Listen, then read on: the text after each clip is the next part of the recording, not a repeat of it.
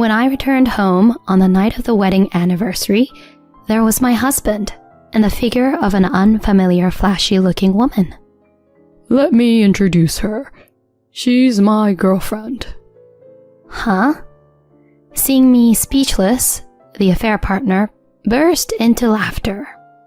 Hey, this lady looks dumbfounded, and it's hilarious. Hey, don't laugh.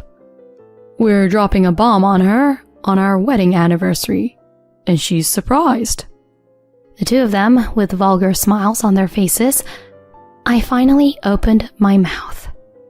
So, what's the deal with that girlfriend of yours? Get out of here. We'll be living here, me and her. You're useless here. Pack your things and be gone by tomorrow. Why are you suddenly saying this? Do you think I'll agree to that? Hey, haven't I said enough?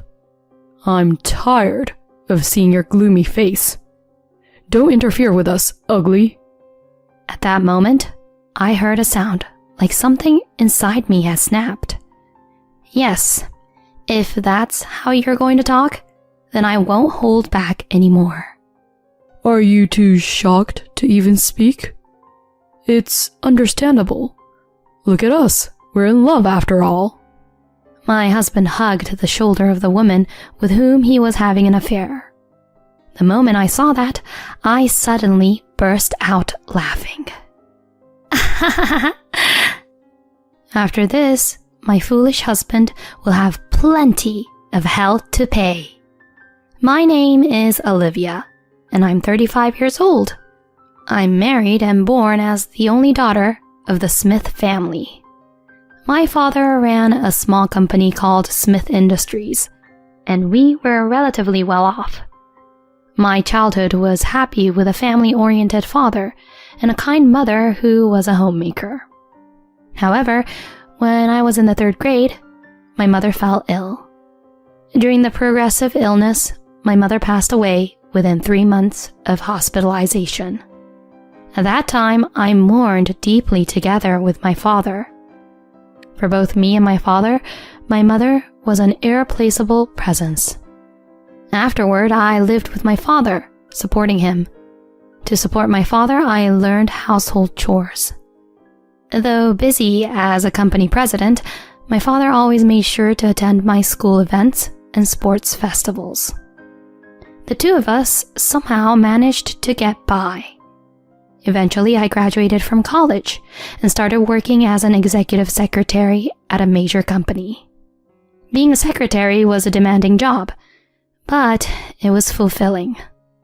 I dedicated myself to work for several years. Before I knew it, even though I was approaching my late 20s, I didn't have a boyfriend. A colleague introduced me to a man, and that man later became my husband, Craig. Craig worked as a sales representative for a beverage company. From the beginning, he boldly approached me. For someone with little experience in romance like me, it seemed like he was a dependable and masculine presence. We started dating. A year and a half later, Craig made the long-awaited proposal. Olivia, please marry me. I'll definitely make you happy. Thanks, Craig. I'm glad. We decided to visit each other's parents and seek their approval for the marriage. After receiving support from the in-laws, the next step was to go to my father's place for the final approval. Oh, so you're Craig, huh? I've heard about you from my daughter. My father welcomed us with a happy expression. When Craig expressed his desire to marry me, my father nodded in satisfaction. Of course. I support your marriage. Thank you, Dad. Then the father brought up something unexpected. Craig, don't you have any intention of joining our company? Huh? We were just looking for a salesperson. If you're interested, would you consider joining our company? I'd like you to work with us as the successor. Me? As the successor? Craig's eyes sparkled with excitement. My father had always said, "A president undergoes significant hardships, so I'd prefer to have a son-in-law take over if possible, rather than my daughter." In response to such words from my father, Craig lowered his head. "Dad, please. I appreciate it." "Is that so? If you're coming, I promise you a good position. I'll make sure you're well taken care of." And so my marriage and Craig's employment were decided at the same time. Afterward, we had a wedding ceremony and started living in a house located between our workplaces. However, despite both of us working, Craig didn't contribute to household chores. He didn't throw trash in the bin, left clothes scattered, and didn't even bother to wash the dishes after eating. Initially, I did everything, attributing it to the honeymoon phase. But after a few months of such a lifestyle, stress began to build up. I finally spoke to my husband. "Craig, can't you help with the housework a little? We're both working, and it's not fair for me to do everything." Craig, lying on the sofa and looking at his phone, responded casually. "Huh? Why can't you continue doing it like before, Olivia?" "Huh?" "Taking care of the house has always been the wife's job since ancient times. I'm tired from work." "I work outside the home too." Craig frowned. "Look, I'm working hard to take over after your old man. I'm exhausted every day because he keeps pushing me around. Don't I deserve some gratitude?" "Of course, I'm grateful, but..." "Then, show your gratitude toward your actions. Household chores are your responsibility. Don't tell me to help. Got it?" And so Craig completely delegated the household chores to me. This kind of life continued for several years, and I had given up. I thought that as long as I endured, our marriage would be fine. Around the 4th year of our marriage, perhaps, Craig started claiming he was busy with work and began to be absent from home frequently. Days when he returned home drunk in the middle of the night increased. Considering his job in sales, it was inevitable that there would be many business dinners and drinking sessions. Thinking so, I didn't say anything in particular. It was a shock when he completely forgot my birthday. When I told Craig it was my birthday, he just laughed dismissively. "Oh, really? Already 34, huh? You've become an old lady." While hurt, I wondered if couples inevitably become like this after 5 years of marriage. I felt lonely inside. On one such day, Craig came home very late, completely drunk. He threw his belongings on the living room sofa and passed out. Watching him with exasperation, I picked up the scattered items. Then, Craig's phone slipped from his hand and fell with a thud on the floor. When I picked it up, I was astonished. There was a text message notification on his phone. "Craig, thanks again today. You were great again. So, I can't stand up yet. Let's meet again soon." The sender's name was Christina. Shaken but determined, I placed Craig's phone on the table. Does this mean what I think it does? Unbelievable. I have to investigate. So I decided to hire a detective to look into Craig. A few weeks later, on our 5th wedding anniversary, I finished work and opened the front door of our home. There were Craig's shoes and unfamiliar woman's heels. Confused, I raised my head, and I instantly froze. Craig and an unfamiliar woman were standing in front of me grinning. The woman had flashy hair, wore a miniskirt, and her cleavage was visible. She appeared to be in her mid to late 20s. Wait, what is this? Who is she? Trembling, I asked Craig. Oh, you're finally home. Sit down. There's something important to discuss. Saying that, Craig gestured for me to sit at the dining table. Craig and the woman sat side by side on the sofa. Explain properly. What is going on? In response to my question, he said, Let me introduce you. She's Christina, my girlfriend. Huh? Seeing me in shock, Christina burst out laughing. Seriously, this old lady is dumbfounded. It's hilarious. Hey, don't laugh like that. We're dropping a bomb on her on our wedding anniversary, and she's surprised. The two of them, with vulgar smiles on their faces, I finally found the strength to speak. So, what's the deal with this girlfriend of yours? Get out of here. She and I will live here. You're no longer of any use to us. Just pack your bags and be gone tomorrow. What are you suddenly talking about? Do you think I'll accept that? Hey, don't I have to say this much before you get it? I'm tired of seeing your annoying face. Don't interfere with us, ugly. At that moment, I heard a distinct sound of something breaking within myself. Yes, that's how you want to put it? Fine. I won't hold back either. Shocked into silence, huh? Well, considering we're in love, it's understandable. My husband hugged the shoulder of the woman with whom he was having an affair. The moment I saw that, I suddenly burst out laughing. Craig and Christina look at me with an eerie expression as I suddenly start laughing. What's wrong with you? It's creepy. Hey, what's up with this lady? I can't believe she suddenly started laughing. Did she go crazy from the shock?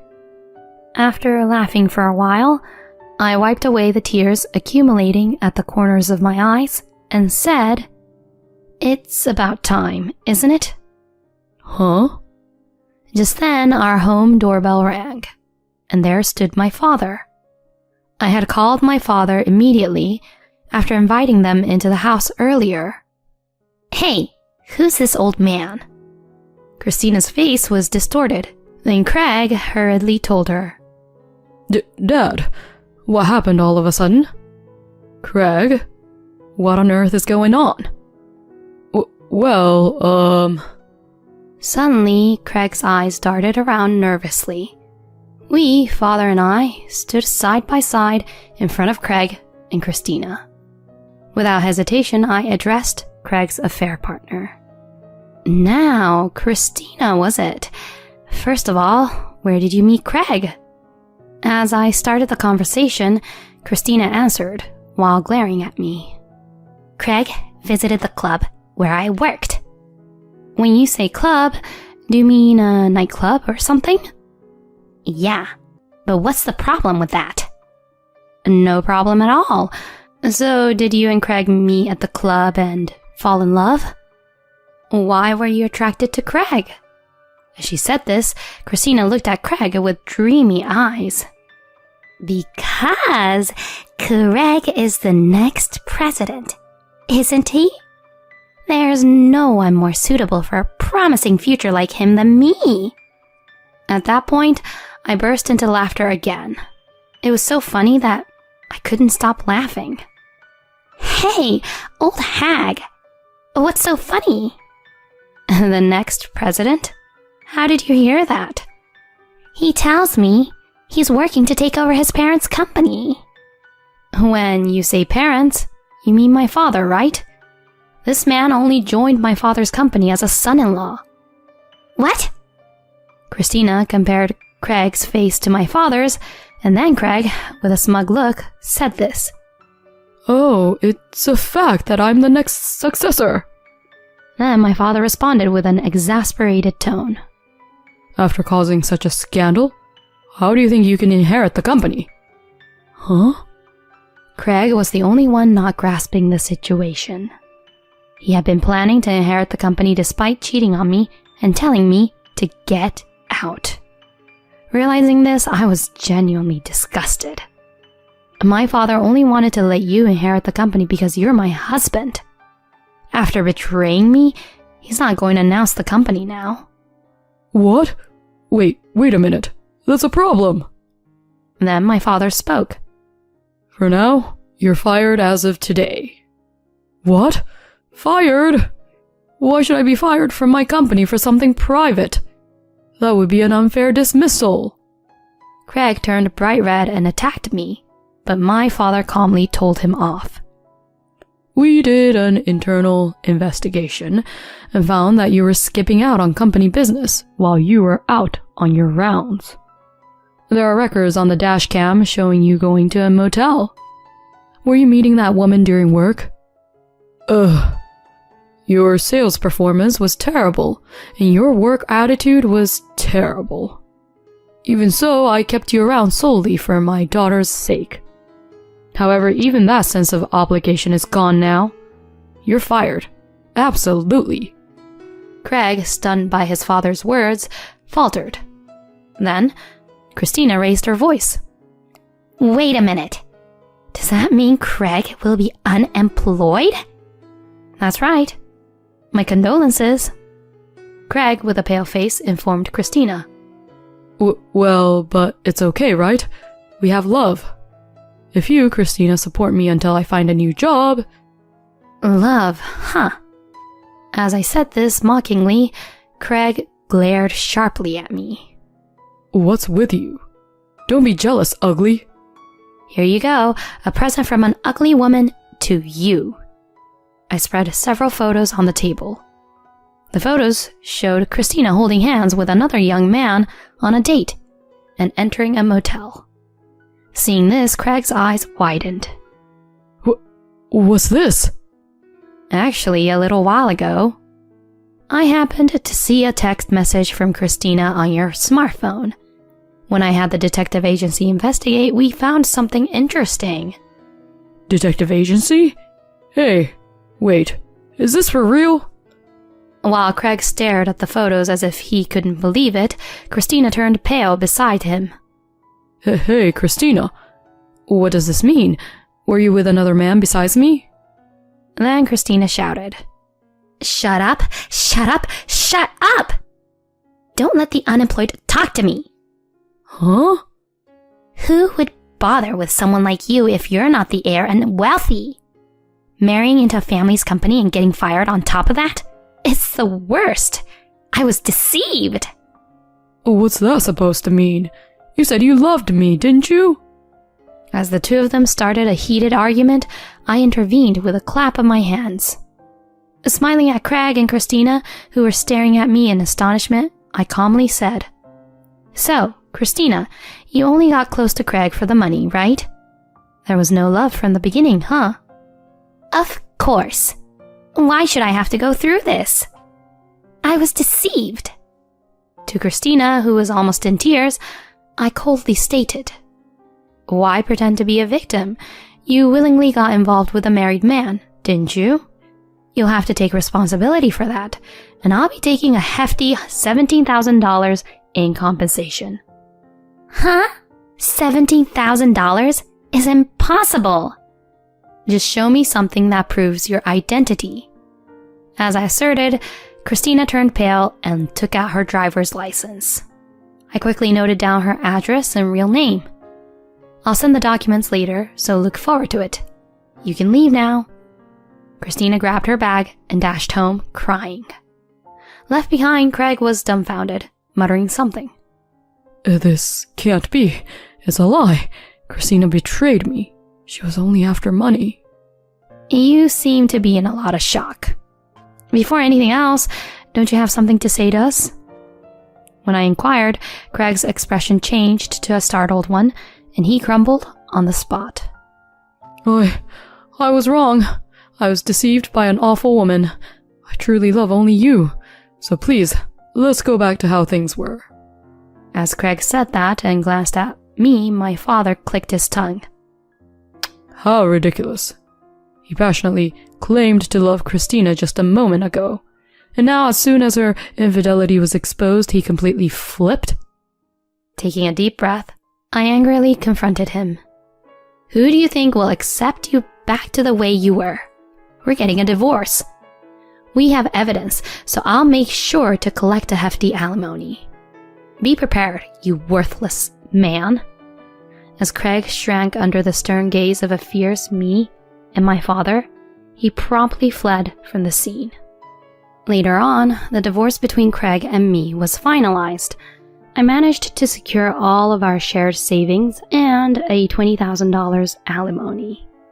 Naturally, I also claimed alimony from Christina. When she pleaded that she couldn't pay, I threatened legal action, and she quickly transferred the money. True to my father's declaration, Craig was fired from the company. It seems he also broke up with Christina. Contributing to Christina without saving much, he resorted to borrowing money to pay the alimony owed to me. Now he has moved to a rundown apartment and works day and night to make ends meet. Craig has lost everything: the seat of the next company president, savings, and his partner. On the other hand, I apologized to my father for the trouble caused by Craig. In response, my father reconsidered his stance and said, "Observing how you handled this situation, I thought you could take over the company. I strongly request you to consider it." I am currently studying various aspects as the potential successor. I want to dedicate myself to my work from now on, while brightly carving out my own life.